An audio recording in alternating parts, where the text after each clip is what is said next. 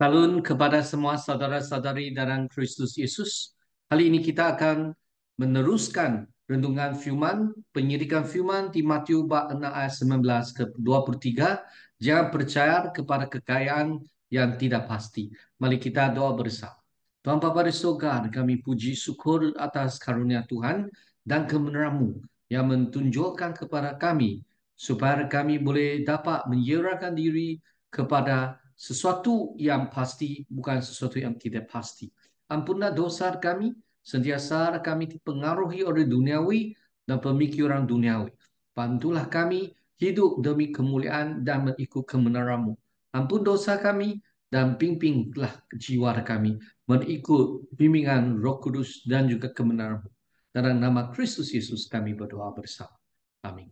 Saudara-saudari, pada hari ini kita akan menurut kepada khobar yang 28 bang kedua di khobar di atas gunung oleh Tuhan kali yang ke-8 oleh John Wesley yang menerangkan tentang khobar di atas gunung.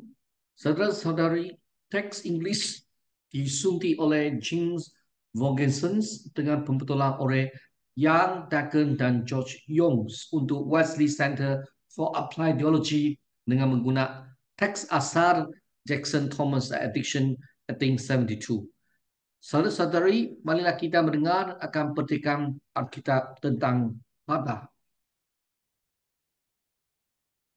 Dalam Alkitab, ayat 6 ayat 19 ke 23.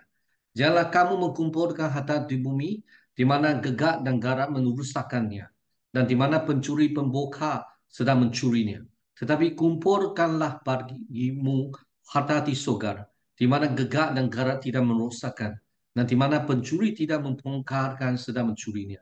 Karena di mana hartamu berada, di situ juga hati berada. Mata adalah berita tubuh. Jika matamu baik, teranglah semua tubuhmu. Jika mata jahat, gelaplah seluruh tubuhmu. Jadi, jika terang yang ada pada gerak, padamu bergerak, betapa geraknya kegerapan ini. Jangan percaya kepada kekayaan untuk panduan. Jangan percaya kepada kekayaan yang tidak pasti. Jangan percaya kepada untuk panduan. Dan jangan percaya pada dia untuk kebahagiaan. Pertama, jangan percaya pada niat untuk panduan. Anda sangat silap jika Anda mencari ini dalam emas atau perak. Ini tidak lebih mampu untuk meletakkan Anda di atas dunia daripada Anda meletakkan Anda di atas iblis. Ketahuilah bahawa kedua-dua dunia dan putera dunia ini mentertawarkan semua persiapan seperti ini terhadap mereka. Dia akan sedikit membantu pada hari kesusahan, bahkan jika mereka kekal pada saat yang mencabar. Ketidakpastian kekayaan. Tidak pasti kekayaan. Tetapi tidak pasti bahawa mereka akan, kerana betapa sering mereka membuat senyap untuk diri mereka sendiri dan terbang. Tidak ada baik kan? Tetapi jika tidak, apakah sungguhnya anggap akan mereka belikan walaupun dalam masalah biasa kehidupan? Tidak kekal keinginan matamu, isteri masa mudamu, anakmu, anak tunggalmu atau kawan yang seperti jiwamu sendiri diambil dalam segerik mata. Tidak berkuasa. Adakah kekayaanmu akan menghidupkan kembali jasad yang tidak bernyawa atau memanggil kembali penghuni yang telah pergi? Yang kelima, tidak menyelamatkan. Adakah mereka akan melindungimu daripada kesakitan, penyakit, kesakitan? Perbandingan kekayaan dan kemiskinan. Adakah perkara-perkara ini hanya melawat orang miskin? Tidak. Dia yang membeli makanan kepada kawanan tetakan Anda atau menggorak tanah atau Anda membeli kurang penyakit dan kesakitan daripada Anda. Dia jarang dilawati oleh tetamu yang tidak diingini ini. Dan jika mereka datang ke sana, mereka lebih mudah diharau ataupun untuk kocil berbanding dari istana-istana yang tinggi seperti awam. Dan semua tubuh Anda dihukum dengan kesakitan atau merosak dengan penyakit yang melemahkan. Bagaimanakah harta kekayaan Anda membantu Anda? Biarkan orang kafir yang miskin pencawak. Bantuan seperti yang diberikan oleh lukisan pada mata yang sakit. Seperti meja yang penuh kepada tuan mereka yang sakit gold. Realiti kematian. Kematian mentegak tubuh ke tanah, roh akan bersama dengan Tuhan dan masa akan berlalu dengan cepat. Lebih besar dari semua ini adalah hakikat bahawa kita akan mati. Apabila kita mati, badan kita akan kembali ke tutup tebu, bercampur dengan tanah liat biasa. Tubuh akan kembali ke bumi, sementara roh anda kembali kepada Tuhan yang mencipta roh dan jiwa kamu. Masa semakin dekat, tahun-tahun berlalu dengan cepat, dan mungkin hari ada anda sudah jauh berlalu, anda merasakan dalam diri anda kemerosotan yang pasti mendekat. Mata air kehidupan semakin cepat berkurang. Sekalian apakah pertolongan yang ada dalam kekayaan anda? Adakah yang mempermanis kepastian? Adakah yang menjadikan sayang khusus itu lebih menyenangkan? Sebaliknya, wahai kematian, betapa pahitnya engkau bagi seorang yang hidup dengan tenang dalam harta minat miliknya. Betapa tidak dapat diterima olehnya hukuman yang mengkeringkan. Ini ketidakmampuan kekayaan mencegah kematian. Malah ini juga jiwamu akan dituntut daripadamu. Atau adakah mereka akan mencegah pukulan yang tidak diingini? Atau mempanjangkan saat yang mengkeringkan itu? Dapatkah mereka membebaskan jiwamu agar tidak melihat kematian? Dapatkah mereka mengembalikan tahun-tahun yang telah berlalu? Dapatkah mereka mentambah masa yang telah ditetapkan sebulan, sehari, sejam, setitik? Kekayaan tidak mengikuti ke alam pakar.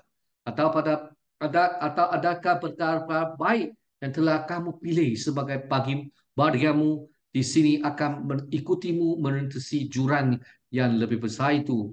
Tidak demikian. Ketidakkepastian mentinggalkan harta duniawi. Telanjang keadaan anda datang ke dunia. Telanjang anda halus kembali. Berikut adalah terjemahan postkewe dari ayat-ayat Qur'an ini. Tanah-tanahmu, gubamu, isterimu yang menyenangkan. Ini semua harus aku tinggalkan. Itulah takdir Allah. Alam.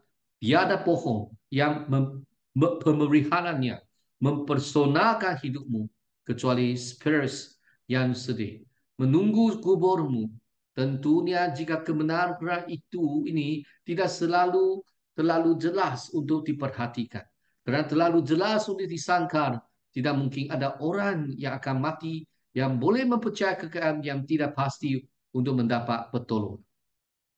Dan jangan percaya mereka untuk kebahagiaan. Kerana di sini juga mereka akan didapati mentipu di atas timbangan. Sesungguhnya setiap orang yang berakar dapat menyimporkan ini daripada apa yang telah diperhatikan sebelum ini.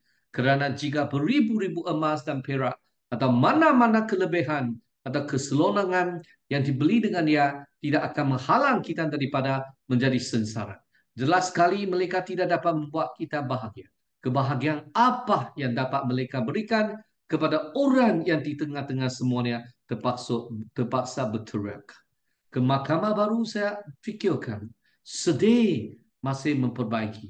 Nanti sekitar pumpung bersalur emas, saya terkandung penjang yang melalang. Memang pengalaman di sini begitu penuh kuat dan tidak dapat disangkar sehingga menjadi semua hujah lain tidak diperlukan. Oleh itu, kita merayu kepada fakta. Adakah orang kaya dan hebat satu-satunya lelaki yang bahagia? Dan adakah setiap daripada mereka lebih ada kurang bahagia mengikut kadar kekayaan mereka? Adakah mereka bahagia sama sekali? Saya hampir berkata, mereka adalah yang paling sengsara dari semua orang. Orang kaya sekali lagi, katakan kebenaran dari hatimu, bercakap baik untuk dirimu sendiri dan untuk saudara-saudaramu. Di tengah-tengah kemekahan, kita ada sesuatu masih kepada saya, kepada kamu, kepada dia masih kurang. Sesuatu yang kejam, yang tidak dimiliki, mengkikis dan meresapi semua yang lain. Ya, dan begitu sehingga hari-hari kesia-siamu yang meletihkan ditutup dalam malam kematian. Sesungguhnya mempercayai kekayaan untuk kebahagiaan adalah kebodohan terbesar dari semua yang ada di bawah matahari. Takkan anda yakin akan hari ini?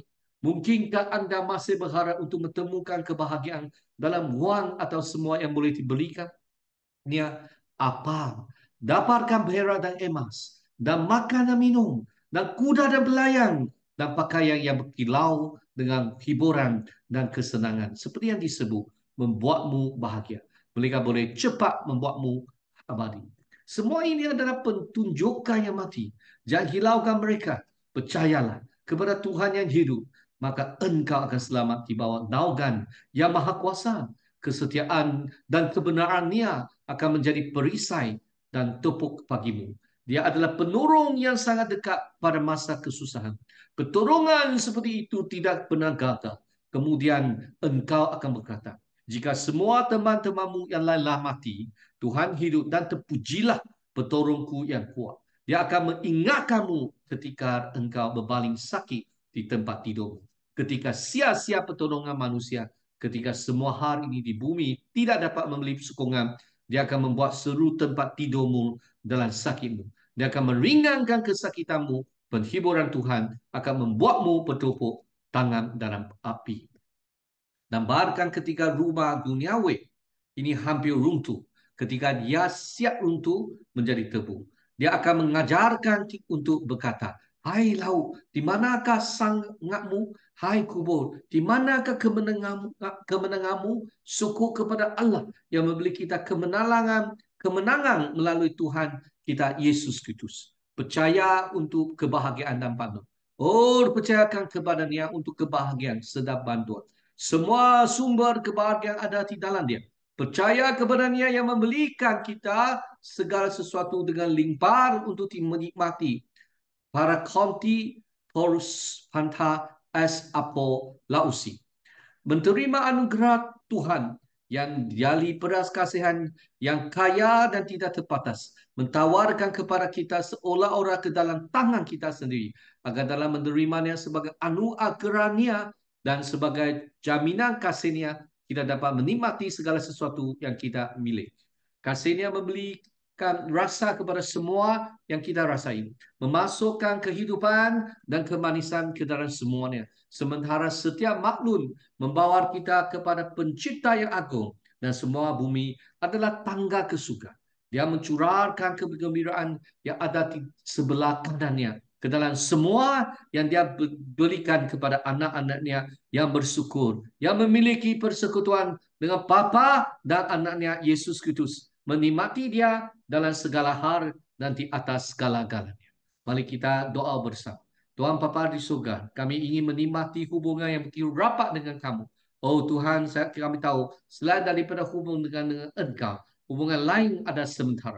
Oh Tuhan, kalau kasih Yesus bersama kami dengan orang yang lain, dengan perkara yang lain, maka kita boleh hidup dengan makna yang sejati. Oh Tuhan, bantulah kami belajar dengan Yesus Kristus dan juga menyerupai kasih, iman, harapan Yesus Kristus. Dalam nama Yesus Kristus kami berdoa bersama. Amin. Semoga Tuhan memberkatimu dan sekeluarga.